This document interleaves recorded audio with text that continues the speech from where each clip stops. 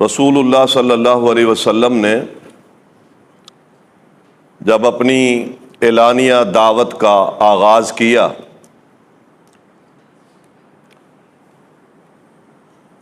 اس پر اس معاشرے پر کیا اثرات مرتب ہوئے۔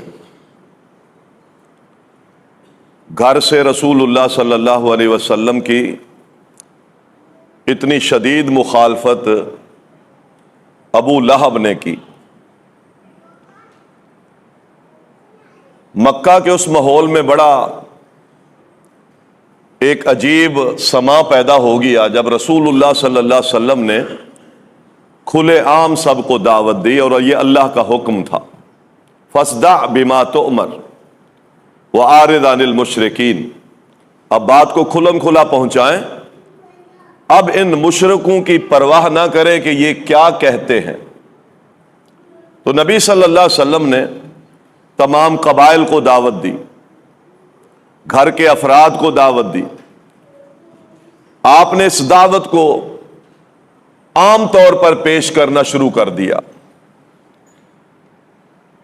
یہاں سے دعوت کا آغاز بھی اللہ تعالیٰ کی ایک بڑی حکمت تھی، کیونکہ مکہ حرم کی سرزمین مذہبی اعتبار سے اس کو لوگ قدر کی نظر سے دیکھتے تھے۔ یہاں سرزمین جو حرم، یہاں کے باشندے، ان کا بڑا تعلق تھا اللہ تعالیٰ کے گھر سے، اس لیے اللہ تعالیٰ نے دعوت اعلانیہ کا آغاز بھی یہیں سے شروع کرایا کہ دور نکل کر نہ جائیں، یہیں دعوت دیں۔ یہاں سے اٹھنے والی دعوت بنیاد بنے گی دوسری قوموں کے لیے، عرب کے دوسرے قبائل کے لیے بھی، اور خصوصاً اجمیوں کے لیے بھی۔ اس گھر کی جگہ سے اٹھنے والی دعوت بنیاد بن جائے گی۔ پھر یہاں کے باشندے یہ خالص عرب ہیں، حرم کے متولی ہیں، اور پھر حرم کو بڑی مناسبت ہے ابراہیم علیہ السلام کے ساتھ، لہذا آپ کی دعوت میں تردد نہیں رہے گا کہ یہ دعوت کوئی بنی بنائی دعوت ہے یا کہیں سے یہ لائی گئی ہے۔ ابراہیم کا بڑا گہرا تعلق ہے۔ یہ ساری باتیں اس بات کی عکاسی کرتی ہیں کہ دعوت اللہ تعالیٰ بھی دیتا ہے تو دلیل کی بنیاد پر دیتا ہے۔ سمجھ آنے والی دعوت، دلیل والی دعوت، فہم و فراست اس کو لے اور اس پر یقین کرے، دعوت ایسی ہونی چاہیے۔ مفروضے گھڑے ہوئے جو دعوت ہے اور فلسفیانہ دعوت ہے، یہ دعوت نہیں ہوتی۔ تعویلات کی دعوت، تحریفات کے ساتھ دعوت، یا پھر ما فوق الورا، ما فوق الفطرت یا ما فوق العقل جو لوگ دعوتیں دیتے ہیں، ان کی کوئی حیثیت نہیں۔ دعوت وہ ہو جو ہر عقل، ہر فہم اور ہر معاشرے کے ہر فرد کو سمجھ آئے اور دلیل کے ساتھ وہ دعوت ہو۔ یہ بڑی پکی دعوت ہوتی ہے، سادی دعوت ہوتی ہے لیکن پختہ ہوتی ہے، اور وہی ہدایت ہے۔ اللہ کے نبی صلی اللہ علیہ وسلم نے یہ کام کیا۔ آپ نے طاقتور کو بھی دعوت دی، کمزور کو بھی دعوت دی، آقا مالک کو بھی دعوت دی، غلاموں کو بھی دعوت دی۔ نبی صلی اللہ علیہ وسلم نے اس دعوت کا آغاز ہر طرح کی محافل، ہر طرح کی مجالس میں شروع کر دیا۔ یہ دعوت مخصوص کسی خاص افراد کے لیے نہیں تھی، ہر ایک کے لیے تھی، جو بھی وہاں بستا تھا سب کے لیے دعوت تھی۔ حتیٰ کہ نبی صلی اللہ علیہ وسلم بعض بازاروں میں بھی تشریف لے جاتے اور یہ اللہ تعالیٰ کی توحید کی دعوت پیش کرتے۔ ان کے مختلف تہوار ہوتے تھے، ان تہواروں میں بھی نبی صلی اللہ علیہ وسلم نے دعوت دی۔ موسم حج آتا تھا تو تب بھی رسول اللہ صلی اللہ علیہ وسلم اس توحید کی دعوت کو حج کے موسم میں آئے ہوئے حاجیوں کے پاس بھی پیش کرتے۔ ان ساری باتوں سے آپ سمجھ سکتے ہیں کہ ہماری دعوت، اس کا دائرہ کہاں تک وسیع ہونا چاہیے۔ آج ہماری دعوت سکڑ کر صرف مسجد میں رہ گئی ہے۔ اور ہم صرف مسجد کی حد تک دیندار ہونا چاہتے ہیں، حالانکہ یہ دعوت ایسی انٹرنیشنل یونیورسل دعوت ہے۔ نبی صلی اللہ علیہ وسلم نے اس معاشرے کے کسی فرد کو اس دعوت سے دور نہیں رکھا۔ آپ نے اس زمانے اور اس وقت کے اس معاشرے کے زندگی کے ساتھ کسی ماحول سے بھی وہ تعلق رکھتا ہے، نبی صلی اللہ علیہ وسلم نے اس کو دعوت دی۔ ہمیں بھی اس دعوت کو اسی بنیاد پر قائم رکھنا ہے۔ ہماری دعوتوں کے سلسلے بڑے کمزور ہیں۔ اللہ تعالیٰ نے جو بنیاد نبی صلی اللہ علیہ وسلم کو دی ہے، ہماری دعوت کی بنیاد بھی یہی ہونی چاہیے، اور ہم میں سے ہر شخص داعی ہونا چاہیے۔ بلغوا عنی ولو آیا۔ کوئی ایک بات بھی آپ کو آتی ہے، کسی ماحول میں آتی ہے، کسی شخص کے سامنے آتی ہے، کسی فرد کے سامنے آتی ہے، کسی محفل میں آپ کو اس کے متعلق بات آتی ہے، آپ کو اس کو بتا دیں۔ ہو سکتا ہے کہ وہ آپ سے زیادہ اس بات کو زیادہ لینے والا، زیادہ فہم و فراست والا ہو، اور پھر اس کا حلقہ آگے آپ کے مقابلے میں زیادہ وسیع ہو، اور یہ آپ کی بات کہاں کس کس حلقے میں پہنچ جائے۔ یہ ہمارا حق ہے، یہ ہمارا حق ہے۔ ہم اپنے گھر میں بچوں کو دعوت دیں، اپنی نظر کے سامنے آنے والی شریعت کی خلاف ورزی پر اس زبان کو کھولیں، بیوی بچوں میں کھولیں، اپنے دوستوں میں کھولیں۔ لا یخافون لومۃ لائم۔ کوئی اگر آپ پر کوئی ٹھپا لگاتا ہے کہ مولوی گیری والی بات یا یہ دکیا نوسیت والا ذہن، لوگ آپ کو تانے دیں گے، دینے دیں۔ آپ نے کلمہ حق محبت کے ساتھ ادا کرنا ہے، یہ اللہ کے نبی کی ذمہ داری ہے، اور اس کے بعد ان لوگوں کی ذمہ داری ہے جو اللہ کے نبی کے وارث ہیں، علماء، اور اس کے بعد عام لوگوں کی بھی ذمہ داری ہے۔ تم میں سے گروہ ہونا چاہیے جو امر بالمعروف کرے اور نہی عن المنکر کرے۔ یہ وہ نسبتیں رکھنے والے لوگ ہیں جو دعوت دیتے ہیں، جو ہر حالات میں اپنی زبانوں کو بند رکھتے ہیں۔ ان کی نسبتیں محمد مصطفیٰ سے بہت کمزور ہیں، بہت کمزور ہے۔ نبی صلی اللہ علیہ وسلم نے کیوں ارشاد فرمایا العلماء ورثۃ الانبیاء، علماء انبیاء کے وارث ہیں۔ اس میں اہل علم نے ایک بات یہ لکھی ہے کہ علماء انبیاء کے وارث کا معنی صرف یہ نہیں ہے کہ جو انبیاء دعوت دے گئے وہ دعوت علماء اٹھا کے دے دیں اور خود عمل سے کورے رہے۔ یہاں انبیاء کے وارث ہونے کا معنی یہ ہے کہ جو کردار، جو ظاہر، جو باطن، جو گفتگو، جو شکل شباہت، جو وضاحت، جو سیرت کردار محمد مصطفیٰ کا ہے، اس کے ماننے والے اپنا کردار بھی وہی بناتے، صرف دعوت نہیں دیتے۔ ایک ایک چیز میں رسول اللہ صلی اللہ علیہ وسلم کی سیرت ہمارے کردار پہ جھلک اس کی نظر آئے، ہم تب وارث ہیں محمد مصطفیٰ صلی اللہ علیہ وسلم، تب ہم اس کے امتی ہیں۔ تو ہم میں سے ایک ایک شخص کی پیغمبر السلام نے ذمہ داری کیا لگائی؟ بلغوا عنی ولو آیہ، میری طرف سے ایک آیت بھی پہنچا دو۔ تو آپ بھی داعی ہوئے، آپ بھی وارث ہوئے۔ تو آپ وراثت کے اس حصے میں صرف دعوت نہیں آنی چاہیے، کردار پر بھی پیغمبر کی سیرت کا رنگ نظر آنا چاہیے۔ یہ بہت بڑی کوتاہی آج ہماری، ہم کہتے ہیں کرتے نہیں ہیں۔ ہمارا ظاہر کچھ ہے، ہمارا باطن کچھ ہے۔ یقین کریں عجیب عجیب بڑے بڑے دینداروں کی کلیاں بعض موقعوں پر جب سفر کر لو، جب ان کے ساتھ مجلس کر لو، جب ان کے ساتھ کاروبار کر لو، ان کے دین کا سارا رنگ نظر آ جاتا۔ ظہری بڑا خوبصورت دین کی پوشاک ہے، لیکن ہمارے گھر وہ منظر پیش نہیں کرتے، ہمارے تنہائی کے کردار وہ منظر پیش نہیں کرتے۔ نہیں محترم بھائیوں، سیرت کا یہ مطلب نہیں ہے۔ پیغمبر صلی اللہ علیہ وسلم نے سب سے پہلے کردار کو پیش کیا تھا۔ کیسا پایا مجھے 40 سال میں، کیسا پایا؟ سچائی پائی، امانت پائی، ہاں جی پائی، اسی دو چیزوں پر پیغمبر دعوت کو لے کے کھڑے ہیں. کسی ایک نے کوئی تانا دیا ہو، ایک نے تانا دیا، امانت میں تانا دیا، دیانت میں تانا دیا، پیغمبر کی گفتگو میں تانا دیا، کردار میں تانا دیا.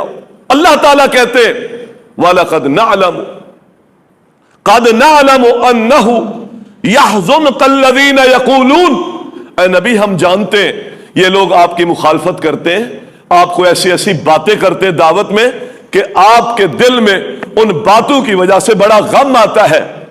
لیکن انہم لا یکذبونک ولکن الظالمین بآیات اللہ یجحدون، یہ آپ کو جھوٹا نہیں کہتے، یہ اللہ کی آیتوں کا انکار کرتے.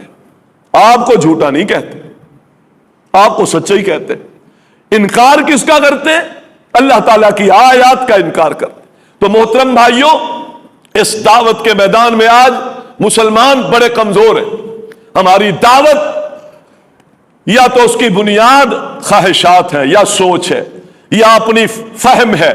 ہماری دعوت کی بنیاد اللہ تعالیٰ کی وحی نہیں ہے. وحی کو بنیاد بناؤ، وحی کو دعوت کی بنیاد بناؤ. سارے اختلافات ختم، سارے جھگڑے ختم، ساری مخالفتیں شقاق ختم. مسلمان ایک پچ پہ آ جائیں گے جب دعوت کی بنیاد اللہ تعالیٰ کی وحی ہوگی.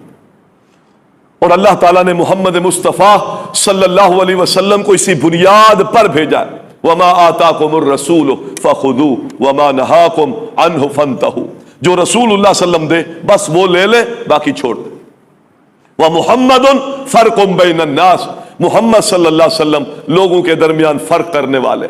بس اللہ تعالیٰ قیامت، اہل علم کہتے ہیں اس فرق کا معنی ہے فارق، اس میں تفضیل کا صیغہ ہے. اللہ کے نبی فرق کرنے والے ہیں، یعنی قیامت کے دن اللہ تعالیٰ لوگوں کو دو حصوں میں بانٹ دے گا. ایک وہ ہوں گے جو محمد مصطفیٰ کی سیرت، تعلیم، فرمودات پر زندگی گزارتے تھے، اور ایک وہ ہے جو اس کی مخالفت میں زندگی گزارتے تھے. تیسرا کوئی گروہ نہیں ہوگا، صرف دو ہی گروہ ہوں گے.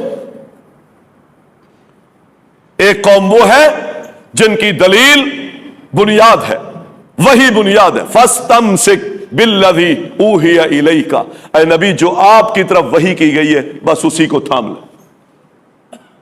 کتنا آسان سا دین ہے. وحی کو تھام لے، دلیل کو تھام لے، اللہ کے حکم کو تھام لے. فَاسْتَمْسِكْ بِالَّذِي أُوحِيَ إِلَيْكَ إِنَّكَ عَلَى صِرَاطٍ مُسْتَقِيمٍ، دلیل ہے، آپ اس پر چل رہے ہیں. اللہ گارنٹی دیتا ہے کہ آپ صراط مستقیم پر، اللہ گارنٹی دے رہے. کوئی مانے یا نہ مانے، کوئی آپ کو گستاخ کہے، کوئی آپ کو بھٹکا ہوا کہے، کوئی آپ کو گمراہ کہے، کوئی آپ کو رستے سے ہٹا ہوا کہے، کہنے دے. آپ جس بات پر عمل کر رہے ہیں اس عمل پر آپ کے پاس وحی سے دلیل ہے. قرآن وحی ہے، پیغمبر کی حدیث وحی ہے، اس وحی سے آپ کے پاس دلیل ہے. اللہ کہہ رہا ہے انک علی صراط مستقیم، آپ سیدھے رستے پر، جو آپ اپنے رب سے مانگتے آپ اسی رستے. نبی صلی اللہ علیہ وسلم نے یہی دعوت پیش کی. اب یہ دعوت ہر ایک کو قبول نہیں ہے، لوگ چڑ جاتے ہیں، لوگ سننا گوارا نہیں کرتے.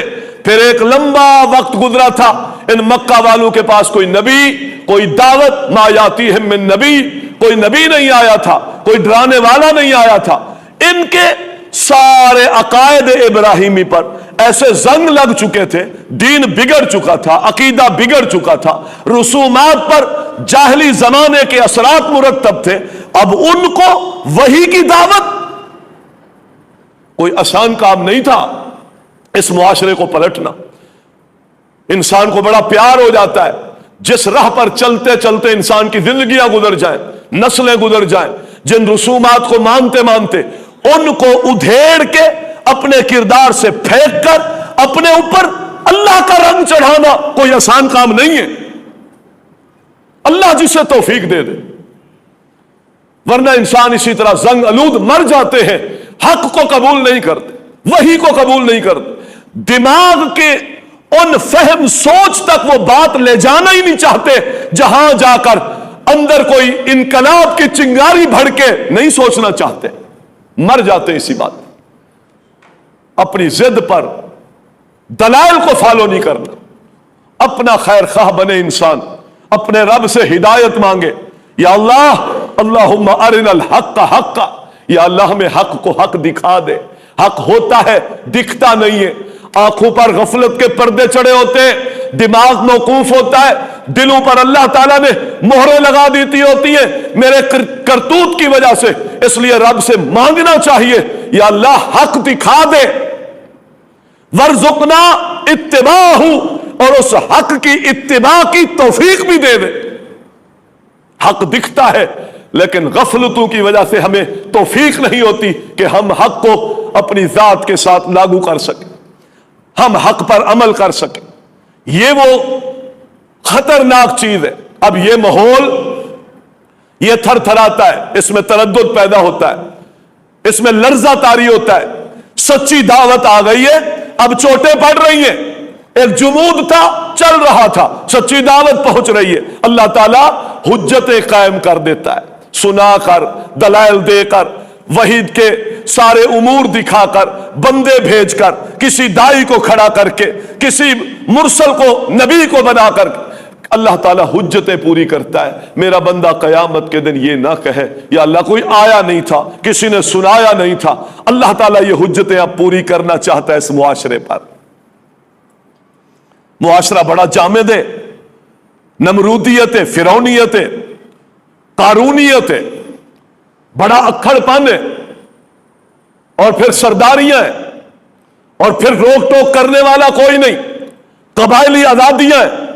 ऐसे हालात में अपने आप को अल्लाह की वही के ताबे करके अल्लाह का गुलाम बनाना कोई आसान काम नहीं था। अपने बदन की आजादियां छीनना कोई आसान काम नहीं है। अपनी आजादियों को सलब करके अल्लाह की गुलामी में अपने आप को दे देना और कहना, या अल्लाह मैं तेरा बंदा हूं, मैं सरेंडर हो गया हूं, बस जो कुछ हो गया था वो हो गया था, अब मैं तेरे सामने खड़ा हूं, जो तेरा हुक्म मेरी मंशा वही होगी, मैं उसके सामने इनक़ियाद इताअत के साथ गर्दन झुकाऊंगा। अल्लाह मैं अब अपनी नहीं चलाऊंगा। ये अल्लाह ताला की बहुत बड़ी तौफीक है। ये अपने रब से मांगना चाहिए। हमारे मुआशरे असल में जो बिगाड़ का शिकार है और आज जमाना जहलियत का पूरा एक अक्स दिखा रहे हैं, उसकी वजह यही है। ये तनी हुई गर्दनें अल्लाह के सामने सही माने झुकी नहीं। उस वही की तालीम को हमने अपने वजूद पर उसका रंग नहीं चढ़ाया। हम मफादात के बंदे, हम ख्वाहिशात के बंदे, हम बहुत मसरूफ हैं, हमारे ऊपर गफलतों के डेरे, हमारे हालात पर जहालत के समाच आए हैं। हम कैसे और जो जुमूद अल्लाह की बारगाह में सजदा रेज होकर टूटते थे, आज हमारे वजूद में वो सजदे नहीं है, आज वो तजर्रो और इनकिसारियां नहीं है। हमारी खुशी और हमारी गमियों के महाफिल और मजालिस पर अल्लाह ताला की बगावतों के साए हैं। हमारे मुआशरे की वही बीमारियां हैं जो जमाना जहलियत की बीमारी। वो जुआ खेलते थे, वो सूद खाते थे, वो शराबें पीते थे, वो आपस में दस्तों गिरेबां होते थे, वो साला साल तक असबियत की लड़ाइयां लड़ते थे। हम सियासत की, मजहब की लड़ाइयां लड़ रहे, उनके यहां खून गिरते थे। आज वो सारे समा हमारे मुआशरे पर छाए हैं, इसलिए कि हमने अपनी गर्दनों में अल्लाह और उसके रसूल की गुलामी का तोक नहीं डाला। और जो कौमें इस दो अहम तरीन मनसब से अपनी जानें छुड़ा लेती हैं, उनके मुआशरों में कभी अमन और सुकून नहीं रहते। हम उस तरफ पलटेंगे तो हालात सुधरेंगे, मामलात बेहतर होंगे। पैगंबर सल्लल्लाहु अलैहि वसल्लम ने यह दावत दी, हलचल मच गई। अल्लाह के नबी सल्लल्लाहु अलैहि वसल्लम ने इस दावत को जब अया किया तो पहले मरहले पर उन लोगों ने ज़ाहिर अपने सोच के खिलाफ काम चलाए तो उन्होंने इस्तेहज़ा किया, मजाक किया। अल्लाह के नबी सल्लल्लाहु अलैहि वसल्लम की बातों की तकज़ीब शुरू कर दी, इस्तेहज़ा किया, मजाक करने लगे, आपका पीछा करते थे, مختلف ناموں کے ساتھ پکارنے لگے، دعوت کو رد کرتے دیکھا کہ یہ دعوت رکی نہیں ہے، ہماری ملامتوں سے، ہماری استہزاء سے، ہماری رکاوٹوں سے یہ دعوت نہیں رکی، تو معاملہ مارکا آرائی تک آ گیا، مارکا آرا ہوئے۔ اب مارکا شروع ہوتا ہے، اذیت کا مارکا، رستے روکنے کے ساتھ ساتھ مار پیٹ کا مارکا۔ پھر انہوں نے اس کی ابتدا بھی کس سے کی؟ اس کی ابتدا یہ کی کہ انہوں نے رسول اللہ صلی اللہ علیہ وسلم کی دعوت کی مخالفت میں اپنے دور دراز کے قبیلوں تک اس مخالفت کو پھیلانا شروع کر۔ دیکھیں جی، دیکھیں ایک بندہ یہ آیا ہے، یہ کہتا ہے، ہمارے بتوں کو برا بھلا کہتا ہے، یہ تو ہمیں جادوگر لگتا ہے، اس کی بات نہ سننا، یہ باپ بیٹے کو اس کی دعوت جدا کر دیتی ہے، انسان اپنے قوم قبیلے کا اور خاندان کا نہیں رہتا، یہ نفرت پھیلاتا ہے آپس میں اور ہمارے بتوں کو برا بھلا کہتا ہے۔ اس دعوت کی مخالفت سرداروں نے کی، یہ مارکا آرائی کا پہلا نقطہ اور پہلا آغاز تھا۔ اس میں بھی اللہ تعالیٰ کی بڑی حکمتیں تھی۔ نبی صلی اللہ علیہ وسلم چونکہ دعوت دے رہے تھے محدود، لیکن انہوں نے مخالفت کی وجہ سے جہاں تک پیغمبر نہیں پہنچ سکے تھے وہاں تک انہوں نے نبوت اور رسول اللہ صلی اللہ علیہ وسلم کے اس رسالت کا پیغام پہنچا دیا۔ لوگ آتے تھے، یہ ان کو پہلے ہی مل کے بتا دیتے تھے۔ تو یہ اصل میں حقیقت میں اللہ کے نبی صلی اللہ علیہ وسلم کی دعوت میں تعاون تھا اس مارکا آرائی کے ذریعے۔ سمجھے بات کو کہ بعض دفعہ آپ جہاں تک نہیں پہنچ سکتے، آپ کا دشمن آپ کی بات کو پہنچا دیتا ہے۔ کتنے قبائل تھے جو مکہ والوں کے دشمن تھے، ان مکہ والوں نے دعوت کی نفرت وہاں تک پہنچائی۔ اب ظاہر ہے جب میں کسی کے ساتھ نفرت کا اظہار کروں گا تو میرا دشمن سوچے گا کہ یہ اس کی مخالفت کیوں کرتا ہے۔ تو جتنے قبائل ان کے مخالف تھے انہوں نے اس دعوت پر کچھ تحقیق شروع کر دی۔ یہی وجہ ہے کہ بہت سارے لوگ باہر کے قبائل سے جہاں نبی صلی اللہ علیہ وسلم نہیں گئے تھے وہاں کے لوگ بھی آ کر اللہ کے نبی صلی اللہ علیہ وسلم کے اس دعوت کے متعلق مکہ میں معلومات کرتے تھے اور مسلمان ہو جاتے تھے۔ اس میں کس کا ہاتھ تھا؟ انہی مشرکین مکہ کی اس مارکا آرائی کا ہاتھ تھا۔ اس سے یہ بھی پتہ چلتا ہے ظاہری طور پر بعض دفعہ آپ کے کام میں کوئی مصیبت ہے، کوئی آزمائش ہے، کوئی مخالف کھڑا ہے، کوئی رکاوٹیں ڈال رہا ہے، ظاہری آپ سمجھتے ہیں میرے کام کو روکا جا رہا ہے، لیکن حقیقت میں اس میں بھی اللہ تعالیٰ کی بڑی حکمتیں ہوتی ہیں کہ اس مخالف کے کام کی وجہ سے اللہ تعالیٰ آپ کے کام کو مکمل کروا دیتا ہے۔ اللہ تعالیٰ کی حکمتوں پر اگر ہم غور کریں تو پھر ہم کبھی بھی حالات کے شکوے نہ کریں، کبھی ہم پریشانیوں کے رونے نہ روئیں۔ آنے والی آزمائشیں بعض دفعہ میرے لیے خیر کی نوید ہوتی ہیں، آنے والی مشکلات، ہو جانے والے مسائل، کسی مخالف کی مخالفت، کسی دشمن کی دشمنیاں یا کسی حاسد کا حسد بعض دفعہ آپ کے کام کی تکمیل کا سبب بنتا ہے۔ یہ اللہ کی حکمت ہے، یہ اللہ کی حکمت ہے، اور یہ بے شمار جگہوں پر ہے۔ انسان کرنے کیا جاتا ہے لیکن ہوتا کیا ہے؟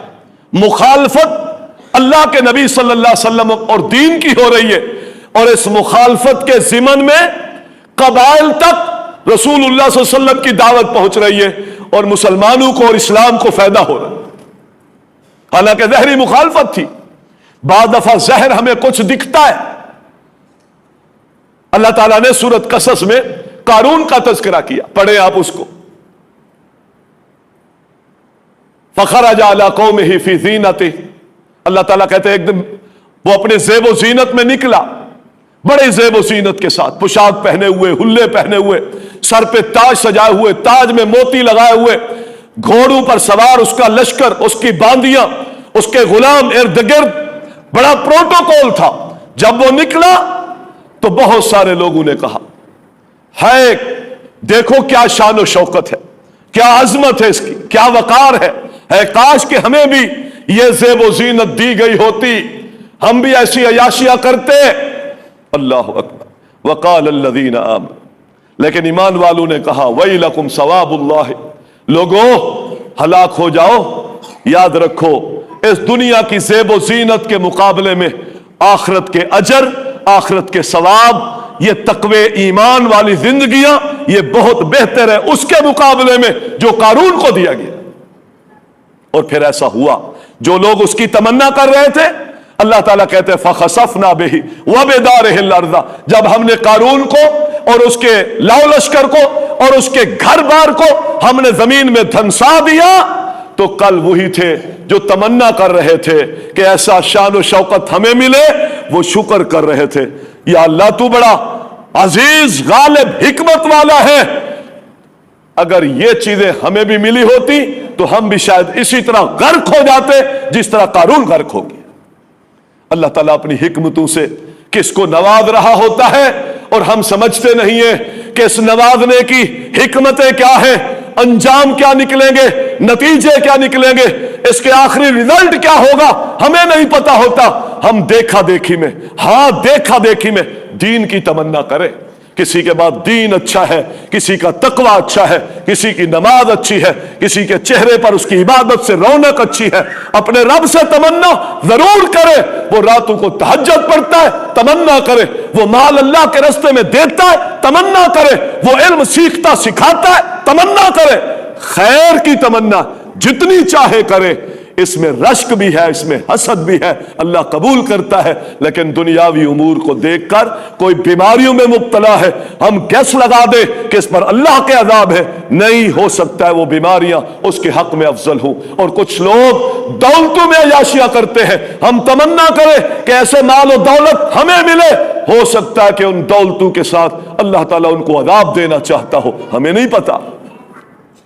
असा अन तुहिब्बू शय्यन व हुवा शर्रुल लकुम, बहुत सारी चीजें हैं जिन्हें तुम नापसंद करते हो, लेकिन तुम्हारे लिए वो क्या होती है, खैर होती है, वो शर होती है। और कितनी ऐसी चीजें जिनको तुम नापसंद करते हो और वो तुम्हारे लिए खैर होती है। कई दलीलें हैं इसकी। अल्लाह के नबी सल्लल्लाहु अलैहि वसल्लम की दावत के सामने कुफार मक्का की मार्का आराइयां और इसकी मार्का आराई से इस्लाम को नफा, इस्लाम को फायदा, इस्लाम फैलता है, इस्लाम बढ़ता है, इस्लाम की तबलीग जारी होती है, इस्लाम का तारुफ होता है कबाइल में। और जो इस कबीले के दुश्मन थे वो आकर अल्लाह के नबी सल्लल्लाहु अलैहि वसल्लम से पूछते हैं क्या लाए हो, क्या दावत है। दावत को समझते थे, अल्लाह उनके सीने खोल देता था। बाद दफा हज पे आते थे, लोग कहते थे इनसे ना मिले, वो आकर मिलते थे, अल्लाह के नबी सल्लल्लाहु अलैहि वसल्लम दावत देते थे, दावत को कबूल कर लेते थे। वो फिर जाकर अपने इलाकों में, अपने कबीलों में नबी सल्लल्लाहु अलैहि वसल्लम के नुमाइंदे बन जाते थे, दाई बन जाते थे। ये फायदे हुए उनकी मार्का आराई से। अल्लाह ताला ने यहां ये बताया कि राम सामने आने वाली बाद दफा रुकावटें लोगों तुम्हारे हक में बेहतर होती हैं। इन रुकावटों को रुकावट ना समझा करो, अल्लाह पर बदगुमानियां ना किया करो। हालात के पासे नहीं बदल रहे, हालात उसी तरह दिगरगू हैं, उसी में खैर समझा करो। मोमिन हर हाल में खैर में होता है, खैर निकालता है अपनी जिंदगी के सारे उमूर से। मायूसियों में घिर कर, हाथ पे हाथ जोड़कर, जुबान से शिकवों के अंबार नहीं लगाता। वो अपनी जिंदगी के हालात से हमेशा तंगी में हो या आसानी में हो अजर कमाता है, अजर कमाता है। सबर में भी अजर और शुक्र में भी अजर कमाए, अजर जिंदगी को नाफे बनाए। यह सीरत है हमारे नबी सल्लल्लाहु। कितनी मुखालफत है, क्या हालात है। वही वादी जो कल इतना प्यार देती थी आज दुश्मनी पर, मजाक पर, रुकावटों पर उतर आई। साहिर कहते हैं, जादूगर कहते हैं। अल्लाह अकबर। बहरहाल पैगंबर सल्लल्लाहु अलैहि वसल्लम ने दावत को मक्का में जारी रखा। दावत की बुनियाद मक्का में क्या थी, बहुत मुख्तसर बात, 4 चीजों का मनवाना जरूरी था। मक्का के अंदर 4 चीजें, तौहीद नंबर 1 थी, नंबर 2 ईमान बिल आखिरा, नंबर 3 कुरान की हकानियत, और नंबर 4 मुहम्मद मुस्तफा सल्लल्लाहु अलैहि वसल्लम को रसूल मनवाना। ये 4 काम अहम थे और बड़े भारी थे, आज भी भारी है। माजरत के साथ आज भी ये भारी है, इस उम्मत पर भी अभी भारी है। वहां भारी थे, लेकिन जिन्होंने माना फिर उन्होंने उनको खालिस कर दिया। आज हम मानते हैं, लेकिन कोई एक काम भी इनमें से हमारा खालिस नहीं है, एक काम भी खालिस। तौहीद को मुतलक मानते थे। कुरान करीम ने बेशुमार जगह पर, सूरत फातिर में, इसी तरह सूरत अंबिया में और सूरत कसस में अल्लाह ताला ने तौहीद के बहुत सारे तज़किरे करके फरमाया, अगर मुशरिकीन मक्का से पूछे आसमान जमीन बारिश बादल कौन बरसाता है, ला यक़ूलुन्नल्लाह, ये कहेंगे अल्लाह बरसाता। बड़े बड़े जितने उमूर हैं, इन सारे उमूर की निगरानी और इनकी सारी तदबीरें कौन कर चुका है? अल्लाह ताला। अल्लाह खालिक है, एक अकीदा, हर चीज का खालिक है, ये अकीदा। और अल्लाह ताला के अलावा कोई खालिक नहीं, ये दूसरा अकीदा। ये नफी है और ये मुस्बत है। सारी कायनात के एक एक जर्रे का खालिक अल्लाह है, एक अकीदा ये है। और दूसरा उसके साथ मुत्तसिल अकीदा ये है कि इस कायनात में जो कुछ है, जो कोई है, वो फरिश्ता है, वो अंबिया है, वो रसूल है, वो वली है, वो दुनिया की कोई मखलूक है, उनमें से कोई भी खालिक नहीं है। किसी चीज की तख्लीक करने से सब कासिर है। बड़े बड़े दावे लोग बड़ों बड़ों के बारे करते हैं, बड़े बड़े दावे, उन सारे दावों को अपनी जगह पे छोड़ दे, एक बात उनके सामने रखे, इन्नल्लज़ीना तदऊना मिन दूनिही, अल्लाह ताला कहते हैं जिनको अल्लाह के अलावा तुम आवाजें देते हो, अरूनी माज़ा खलकू, इतना दिखा दो कि उन्होंने क्या चीज पैदा की है। माज़ा अय्यु शैइन, कोई एक चीज जिसको इन्होंने अल्लाह के अलावा तख्लीक किया। बड़े बड़े दावे तो दूर की बात है कि वो मालकुल मौत से वो रूह को छीन लेता है, वो 100 साल डूबी हुई कश्ती को तैरा देता है, वो मीलों दूर अपने मुर्शिद की जाकर मदद कर आता है। ये सारे दावे अपनी जगह पर छोड़ दो। माज़ा खलकू अरूनी, अल्लाह कहता है मुझे दिखाओ, माज़ा खलकू, इन्होंने आज तक क्या पैदा किया। कोई एक मक्खी पैदा कर दी हो, कोई मच्छर पैदा कर दिया हो, कोई परिंदा पैदा कर दिया हो, कोई जानवर पैदा कर दिया हो, कोई एक हब्बा शईरा, कोई दाना जौ पैदा किया हो, कायनात का कोई जर्रा पैदा किया हो। अरूनी माज़ा खलकू, मुझे दिखाओ तो सही, जिनको तुम पुकारते हो क्या पैदा किया, जो जर्रा की तख्लीक नहीं कर सके। तौहीद उलूहियत साबित हो गई कि वो माबूद होने का हक नहीं रखते। हमने क्या क्या पैदा करवा दिए, मसला वही है। मनवाना ये था, वो मानते थे सारी कायनात अल्लाह ने पैदा की, लेकिन फिर इनको क्यों सजदा रेज होते हो, इनके सामने क्यों गिरदारियां करते हो। फरमाया अल्लाह लिल्लाहिद्दीनुल खालिस, लोगो खालिस इबादत, लिल्लाहिद्दीनुल खालिस का माना खालिस इबादत अल्लाह की, खालिस इबादत। तो फिर इनको क्यों पूजते हो? अल्लाह ने उनका जवाब दिया, मा नअबुदुहुम इल्ला लियुक़र्रिबूना इलल्लाहि ज़ुल्फ़ा, हम इनको पुकारते हैं इसलिए कि हम बहुत अल्लाह से दूर हैं, तो ये लोग पहुंचे हुए हैं, बड़ी मेहनतें की हैं, बड़े इनके कारनामे हैं, रब की इनको बड़ी कुर्बतें हैं, लिहाजा हम इनकी कुर्बतों के जरिए से अल्लाह की कुर्बतें हासिल करना चाहते। रब ने इसका रद्द किया जो जुमला मैं कहता। ये मर्तबे में तुम्हें अल्लाह के करीब नहीं कर सकते। अल्लाह के करीब करने वाली मर्तबे में क्या चीज है? इताअत, फरमाबरदारी है, अल्लाह के हुक्म की ताबेदारी है। इस चीज से कौमें अल्लाह के करीब होती है। آج یہ مسئلہ بھی امت میں اسی طرح ہے محترم بھائیو. رب کو رب تو مانتے ہیں لیکن سجدے غیروں کے لیے، نظر و نیاز غیروں کے لیے، دعائیاں غیروں کے سامنے ہیں، چادر قبروں پر چڑھتی ہے. محترم بھائیوں، ہم قبروں پر سالہ سال مجاور بن کے بیٹھتے ہیں.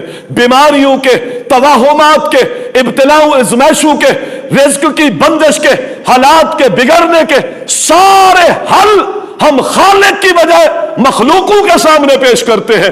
یہ پہلا مسئلہ تھا محمد مصطفیٰ نے مکہ میں جس کی دعوت دی تھی کہ ان سارے مسئلوں کا حل ایک اللہ کی چوکھٹ کے پر ہے، اس کے در پر. یہ مسئلہ سمجھایا تھا. اللہ کے نبی نے یہ مسئلہ سب سے پہلے رکھا. اس کو منوانے میں بڑی دیر لگی. 13 سال میں چند لوگ. یہ اتنا خطرناک عقیدہ ہے، اتنا جلدی یہ جان نہیں چھوڑتا.